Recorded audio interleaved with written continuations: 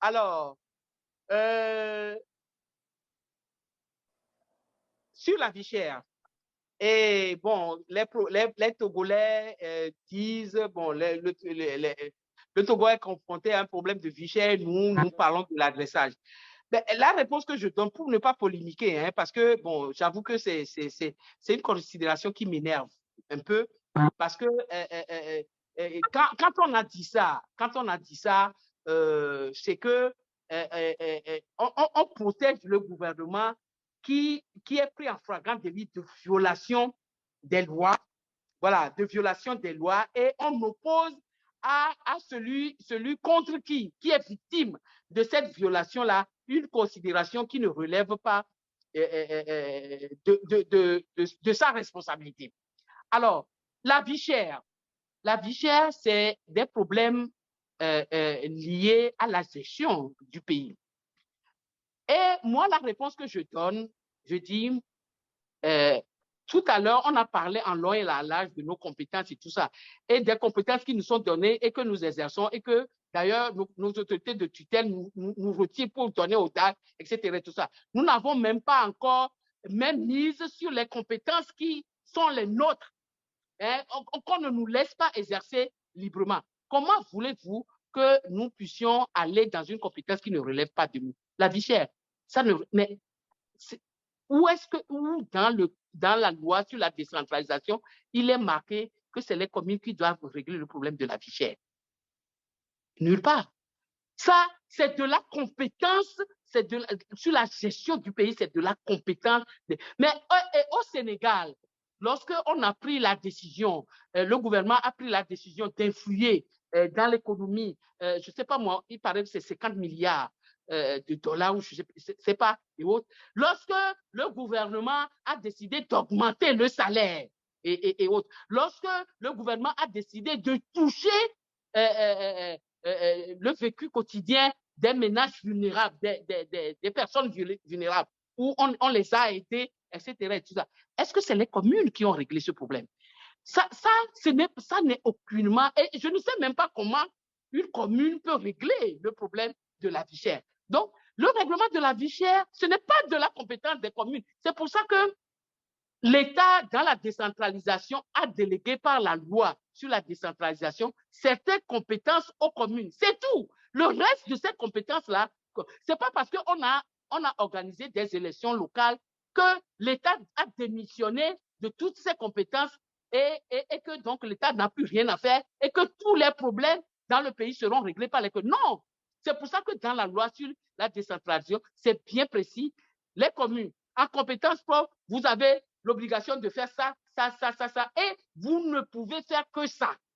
Compétence partagée. Vous partagez cette compétence-là avec le gouvernement sur ce point-là.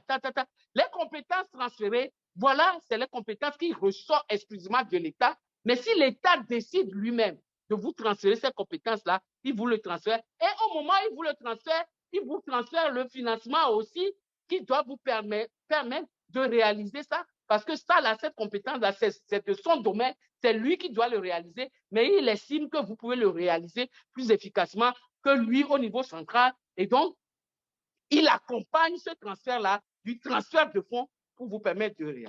Mais le règlement de la vie chère ne relève pas de la compétence des communes.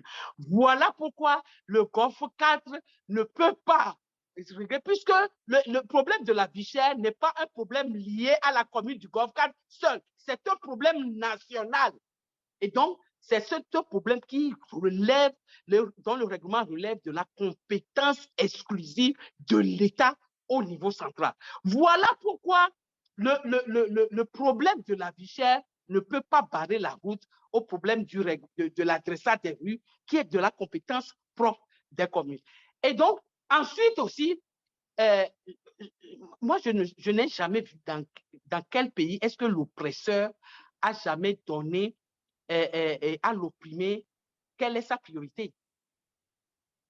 Parce que je vous ai expliqué tout à l'heure tous les problèmes que nous rencontrons avec la tutelle sur le processus de décentralisation. Et les Togolais veulent, des journalistes veulent que c'est ces autorités-là qui ne veulent pas décentraliser, en réalité, de nous dire quelle est la compétence ou quelle est la priorité que nous devons exercer à nous qui avons des comptes à rendre après notre mandat de 6 ans. Donc, on veut nous dire que c'est les autorités là, le ministre de l'administration territoriale, qui nous pose des problèmes et tout ça et autres là, c'est à lui de nous dire, bon, prie, à partir d'aujourd'hui, adressez les rues. Prie, non, n'adressez pas, faites ceci, faites cela. Non, ce n'est pas comme ça que ça se passe. La loi a déjà réglé tous les problèmes. La loi a dit, ça là, compétence propre, c'est à vous de le faire. Ça, compétence, c'est à vous de le faire. Et nous nous en tenons à cela. Donc, quand on dit fichier et tout ça et autres, c'est un faux problème parce que les gens ont été pris en flagrant délit de violation de terre. C'est de ça qu'il s'agit et c'est sur ça qu'il faut mettre l'accent et non pas de dire que... Et ensuite, adresser les rues. Mais moi, je dis que c'est une priorité. Parce que la dignité, là, la dignité, elle est prioritaire tous les jours. Hein?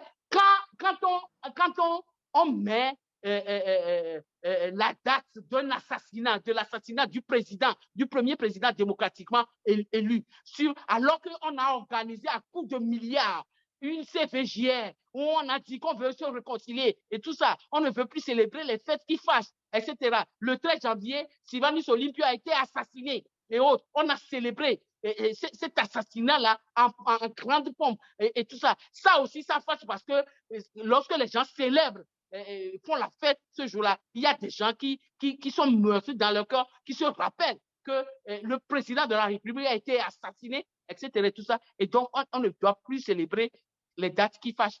Et on a sorti la célébration du 13 janvier des fêtes nationales qu'on célébrait après. Mais par quelle alchimie a-t-on gardé ce 13 janvier-là sur le nom d'un boulevard qui traverse la commune du Golfe 4? Par quelle alchimie? Et donc, nous avons dit, mais si l'État est conséquent envers lui-même, après avoir supprimé cette fête, le minimum, c'est de reconnaître que nous avons bien fait en lui rappelant qu'une fois qu'on a supprimé cette date-là, cette fête-là, il fallait supprimer la dénomination aussi. Alors, comment on va nous parler de la priorité par rapport à ça? Ça, je dis que la dignité, ça n'a pas de prix et la dignité dans la vie d'un homme est prioritaire. Et ensuite, que ce n'est pas l'oppresseur qui détermine à l'opprimé quelle est sa priorité.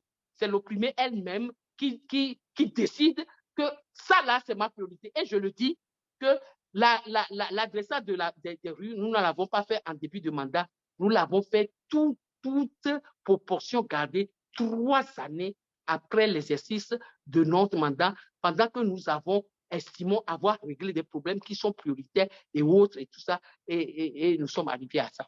Voilà ce que moi, je réponds à ceux qui posent la question de savoir si c'est ça et tout ça. Et ça, la vie chère, le règlement de la vie chère, ce n'est pas de la compétence des communes, parce que ça ne figure pas dans la loi, c'est la compétence de l'État. Et c'est à l'État, c'est au gouvernement de Faure Gnassingbé qu'il faut poser la question sur comment régler le problème de la vie chère. C'est comme ça que ça s'est passé au Bénin, c'est comme ça que ça s'est passé en Côte d'Ivoire, c'est comme ça que ça s'est passé au Sénégal, où les autorités de ce pays au niveau central ont pris des décisions conséquentes pour essayer de soulager un peu le problème auquel étaient confrontées les populations par rapport à la vie chère. Ce n'est pas la commune du Golfe 4 de régler le problème de la vie chère de tout le Togo, de Lomé à Saint-Cassé.